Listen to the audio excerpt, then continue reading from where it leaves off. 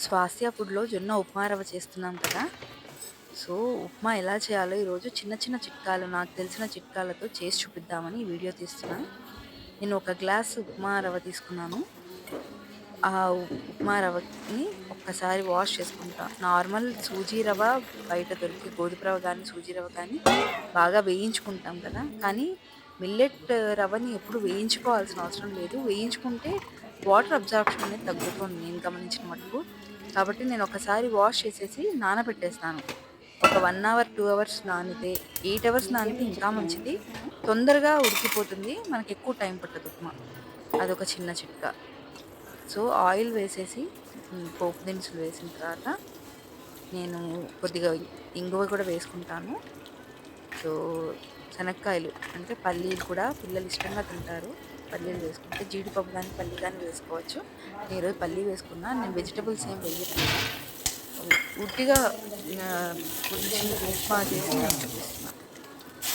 So, ఒక గ్లాస్‌కి 3 గ్లాసుల నీళ్లు తీసుకుంటున్నా. సరిపోతుంది. పొడి పొడిగా కావాలి అనుకున్న వాళ్ళు 2 గ్లాసెస్, 2 ½ గ్లాస్ తీసుకున్నా సరిపోతుంది.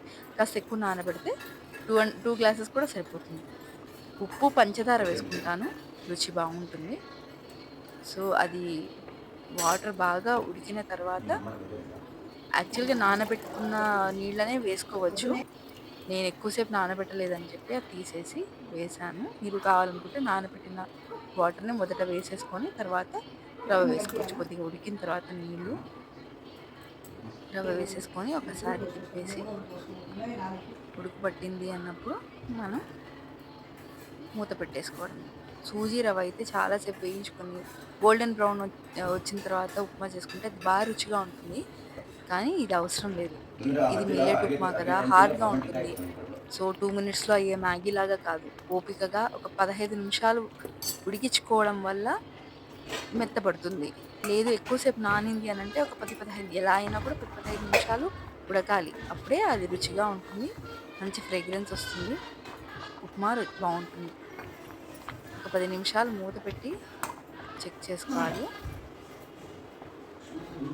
కొద్దిగా ఉడకనట్టు అనిపించింది. సో, ఇంకొక 5, 10 నిమిషాలు అలానే వదిలేసాను.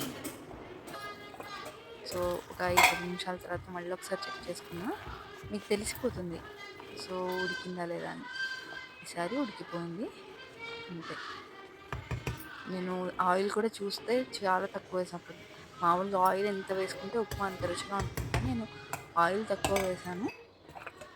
కాస్త ఎక్కువసేపు 15, 20 నిమిషాలు ఉడికిచ్చాను. తక్కువ ఆయిల్ ఏసా కాబట్టి నెయ్యితో సర్వ్ చేసుకున్నాను. అంతే అండి.